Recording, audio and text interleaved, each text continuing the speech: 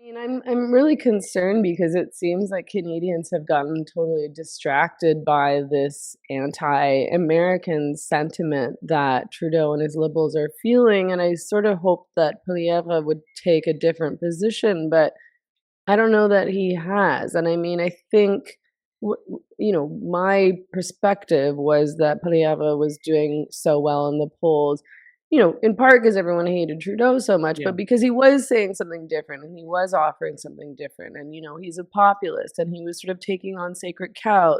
cows, and he was taking risks, and I'm concerned that he's switching directions a little bit to match this fervor around what's happening in America. I agree 100%. For one, whether Polyev followed through with real solutions or not, he's not wrong to say that Canada is broken, right? Mhm. That's complete. If you look at the younger generation, and I've talked to a young journalist working on stories. I don't know if it's come out yet, but it totally makes sense that anyone under 40 feels they don't have a future in Canada. They literally, if not, polling in favor of some sort of, amalgamation, they're probably thinking maybe I should move to the United States. If they could, they would. I've had so many conversations with people that should know that say it makes sense that boomers that, rode the housing market to what I say are money laundering peaks. There's nothing supporting this. I don't find a good reason why Canada's housing prices are astronomical, except for just incredible illicit fraud, financial crime in our markets. And so younger Canadians, yeah, it's broken. The Canadian dream broke. It worked if you're a boomer, but for people below that, it's been sketchy for a while.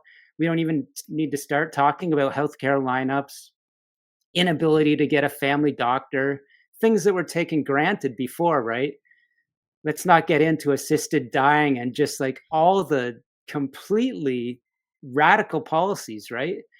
And I do think Polyev was tapped into something real, and the emotions of the moment with, as I call him, Hurricane Donald, and whether he's real about his threats or not. I mean, it's tapping into something very visceral and it should in Canadians. Like, for one, I mean, like I say, if you don't have a military to defend your borders, and your leaders for decades, but especially Trudeau, have been thumbing their nose at any responsibility.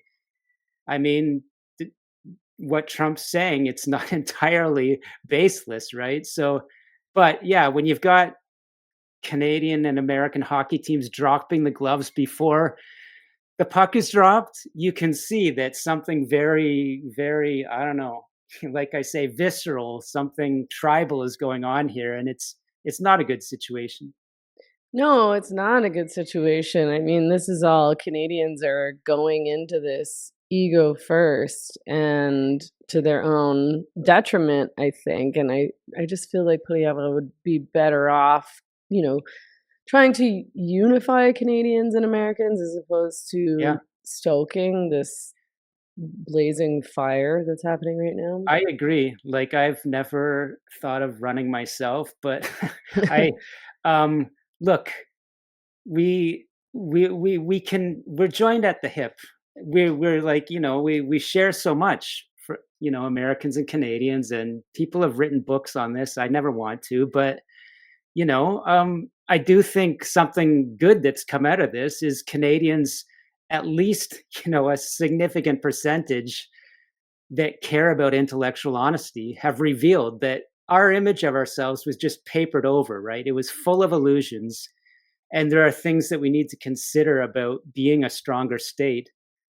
And so, I do agree that if you can get beyond sort of the Hurricane Donald rhetoric and understand that, okay, let's understand the fact that there's a very real possibility of a hot war between China and the United States. And what does that imply, right? Is that starting to explain all of what's going on in Trump's rhetoric?